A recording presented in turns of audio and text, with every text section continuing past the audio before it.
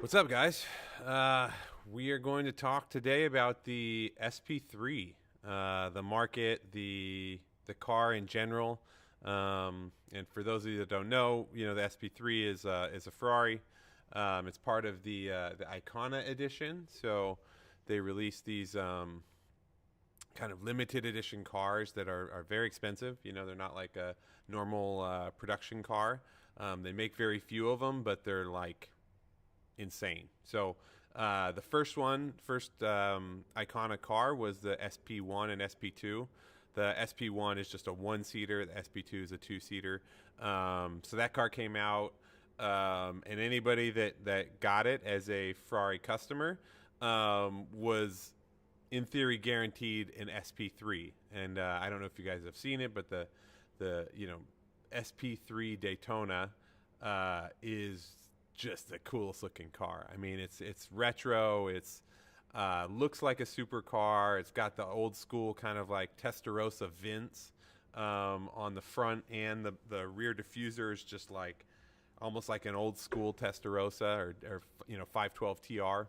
So yeah, it's a very exciting car. A lot of people are clamoring to get it. So, I wanted to talk today just about that a bit and, kind of the current market, even though it's not officially, nobody's able to sell their cars according to Ferrari, just because, it is with all new cars, basically Ferrari says that it's about an 18-month no sell window. So as soon as you get a new car, you can't sell the car for 18 months.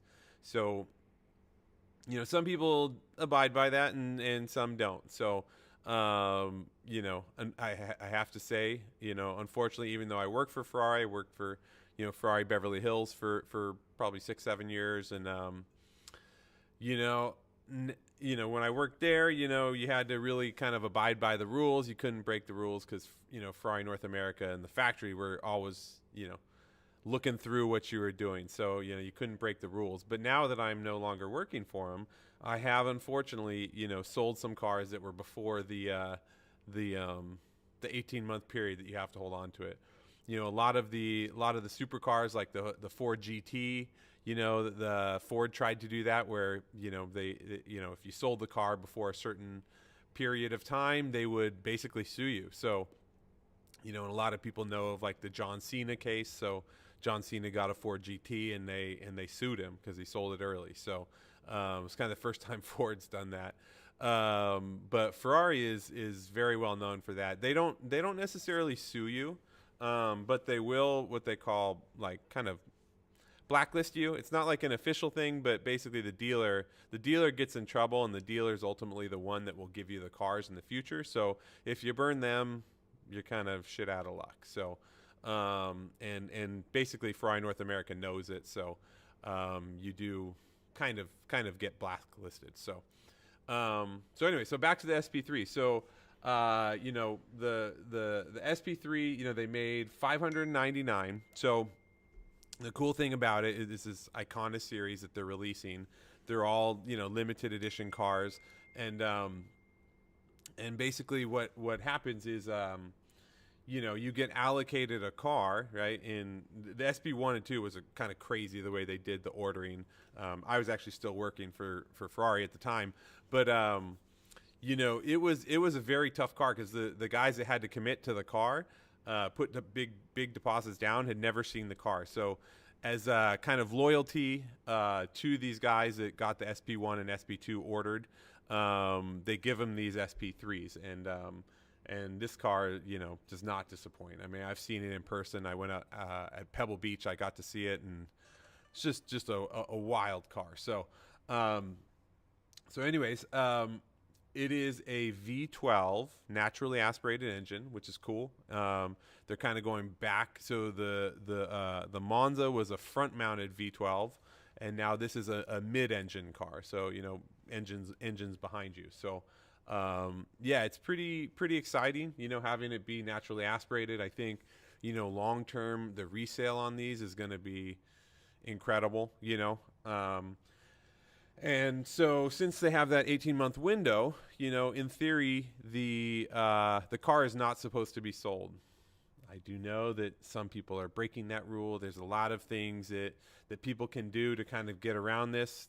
Don't tell Ferrari North America or Ferrari corporate, but it happens, right? And they're really right now trying to crack down big time on people selling any car. It doesn't even matter, just a regular F8 Tributo, right? That if it's an early car, they really don't want you selling it. Um, so so with the SP3, some of the cars that are out there, the guys run the risk of getting blacklisted if Ferrari finds out that they sold the car. So basically, I have seen some being, floating around, being sold to dealers. I think the first ones are past. I mean, technically, there's like a 6-month window where you're not supposed to sell them. But ideally, it's 18 months. It just depends on who you talk to. So some of the cars have been sold, and so the current market price in the U.S. So overseas is it's a different price point, right? So there's like one, I think, that's like listed online. It's in Dubai, and I think it's 5.7 million. So so that one, it's a green car with gold wheels and stuff. It's pretty sick, but that's in Dubai. It's a whole different market. So in this market, I have heard of some trading hands at over 7 million. So that's kind of the top of the market, where you're talking probably a big time dealer is the one that's getting that price, all the way down to, I've heard of some in the low sixes. I mean, there have been cars that have been floating around sub 6, but every time you go to actually sell the car, and the car just disappears. So not a shocker. I kind of think there's a lot of people that are complete time wasters in the car industry, and so what they do is I don't really get what they get out of it, but they send cars around that aren't real. So I think those ones that are sub 6 are really not real, just to be honest. So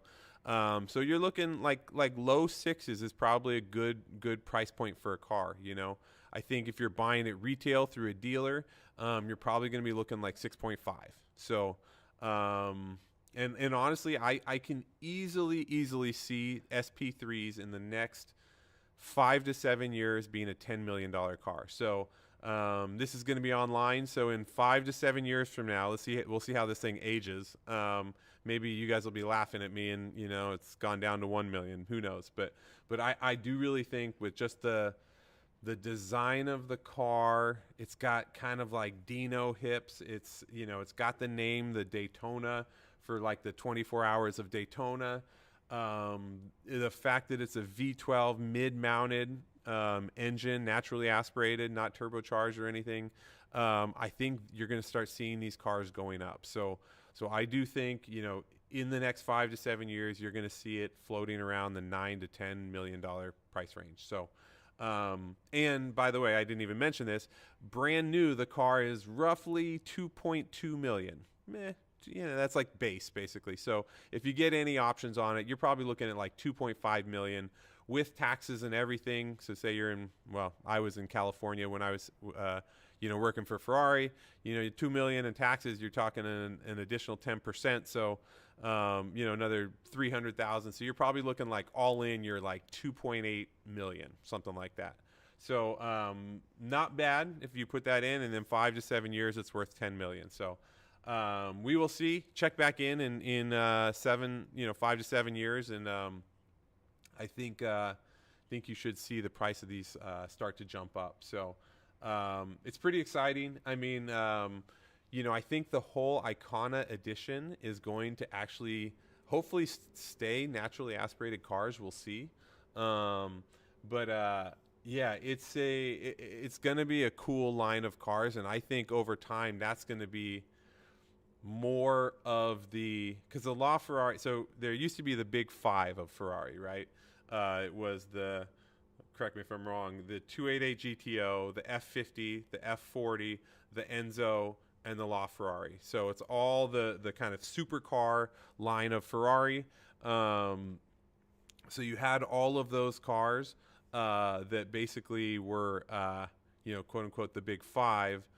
And so they just released the F80, which is going to be the new version of the LaFerrari. But I actually think you're going to see a little bit of a shift because they keep making more. So they're actually making more of the F80. They're making 799, which to me seems like too many for the LaFerrari, or for the new version of the LaFerrari, and is a $5 million car. So I think you're going to start seeing a shift over to the Icona edition that's going to eventually be like the big time cars. So that's kind of my take on it.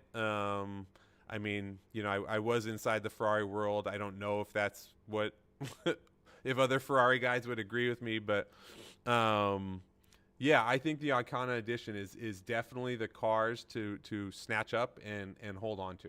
You know, long term, you're going to see them go up quite a bit in value. So I am fascinated to see how the F80 does, because the F80 is a very expensive car. It's a $5 million car. It's a turbocharged V6, which is interesting. I mean, I get the whole F1 side of it, you know, but it's a turbocharged V6. I'd rather take a naturally aspirated V12 in terms of resale value. I'd take the naturally aspirated V12, you know, the SP3 versus, you know, which is, I mean, granted they're floating around, you know, 6 million right now, but if you're going to pay 5 million for the F80 and they made 799, it's a turbocharged V6. I probably would put my money into the Icona edition. I would buy an SP3 versus a F80. I mean, I do also think like you're going to see like the LaFerrari and Enzo. I think they're really going to jump up in price in probably the next 5 to 7 years as well. I mean, the LaFerrari is just, I still think, one of the most incredibly designed cars, and you know, the Enzo, which is a, you know, mid-mounted V12, not turbocharged or anything, no hybrid system. I think you're going to see that going up. So anyways, that's kind of my take on it. You know, my little rant on the SP3. I mean, it's a very cool car. I think if you haven't seen it, try and get to a car show or go to Pebble Beach. If you go to, you know, the Monterey Car Show, get out there. I'm sure there's going to be an SP3 there, and probably I would imagine some SP1 and SP2 Monzas. So, you know, if you get a chance to go see them, they are a work of art. So, all right, guys. Well, yeah, I hope you enjoyed this. I'm gonna keep going live. So we're you know, this is all part of the Pocket program. So, you know, for us, we're trying to train brokers to, you know, learn how to get in the exotic car world and build your own business. So, you know, check out pocketlistautos.com. There's a link in the description. So, you know, if you want to get into auto brokering, you know, like basically I do some trainings to help you guys learn how to get into this industry, teach you a few things. It's not like any of the, you know, training programs that you've seen through sketchy dudes that are now in prison. So I'm not going to say any names, but, you know, there's some bad guys that give the car world a bad name that, you know, but yeah, it's a very, very low cost training thing. And, you know, kind of for us, our whole thing is to help you win and help you succeed in this industry. So if you're interested, check out pocketlistautos.com. And yeah, let's talk more, and I'll keep having more of these videos. If you guys have ideas on what you'd like me to talk about versus just me ranting about whatever's on my mind, feel free to, you know, comment in the thread, and I'd be happy to, you know, talk about specific things. So yeah, don't forget to thumbs up. Don't forget to like it, and subscribe to the feed, and I'll have more of these, and we'll talk soon. Okay. All right. Thanks, guys.